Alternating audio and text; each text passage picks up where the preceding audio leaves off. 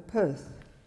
Thank you, Madam Speaker. I'd like to talk tonight a little bit about the freedom from information provisions that we have operating today within the federal government. And I must say that as a sort of veteran of some 17 years in the state parliament, I was absolutely stunned at just the amazingly devious tricks that are available to our federal agencies in order to avoid any scrutiny whatsoever of their operations. I've been trying over the now since May, so that is May 2014, to extract some documents on a range of matters to direct interest to the people of Perth and the people of Western Australia.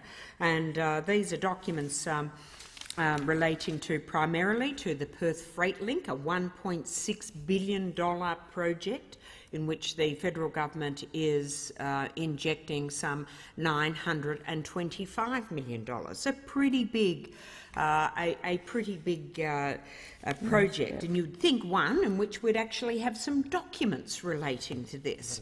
So I first of all started with the Minister Truss, and I put in an FOI application for to his office, but apparently he has been able to he has truly achieved the paperless and also almost the computerless office, because the only document that was forthcoming after a thorough search, apparently, of his office was a small email chain showing the great confusion between the state and federal government about the announcement of this project. That it starts off with someone from the Department of Infrastructure saying, "Oh, Minister Briggs is preparing a visit to Perth tomorrow about the Perth Freight Link." And then this goes to the Main Roads Department, and Main Roads Department says, "Guys, does anyone know anything about this?" They forward it on to the State Minister's office. The State Minister's office says, "Oh my God, who knows? Does anyone know about this?" And then finally, the Chief of the Staff of the State Minister contacts the Office of the Federal Minister and says, "Are you able to help us out on this one? You know, you want to come over here, but we actually don't know anything about it." But apparently, in the lead-up to the decision that predated this event, that obviously was a complete surprise to the state government, not mentioned in the state government budget the week before, there was absolutely no documentation. So somehow or other, the minister signed off on a project spending $925 million of federal money without a single document. So but I didn't stop there. I thought, well, I'd go to Infrastructure Australia. I'll ask them for some documents. Now, this is a laugh. This has been going on now, as I say, since May.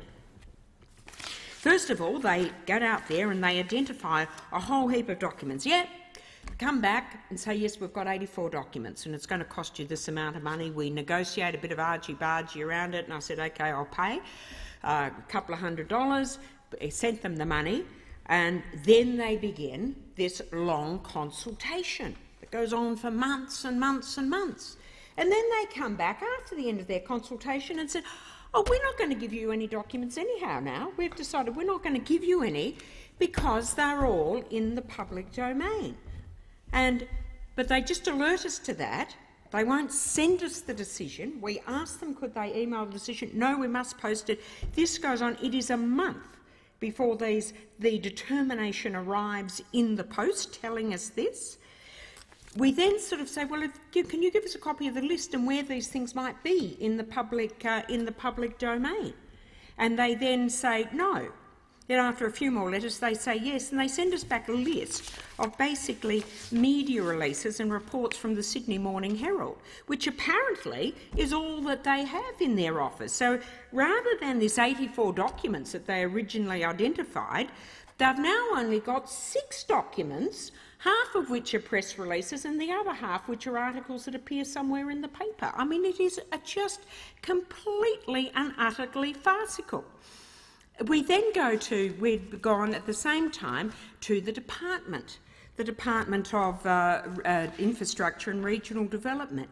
And this has been going backwards and forwards. They have decided they've identified a lot of documents. and they've said they want $2,500 for us to release these documents. And I scaled the thing back. It was only dated from the 1st of September 2013, only in relation to this project, didn't have to have any raw data, scaled it right back. They then sent a determination they weren't going to accept this because I wanted this for my personal interest. This was not of interest to members of the public. $1.6 billion project, it's a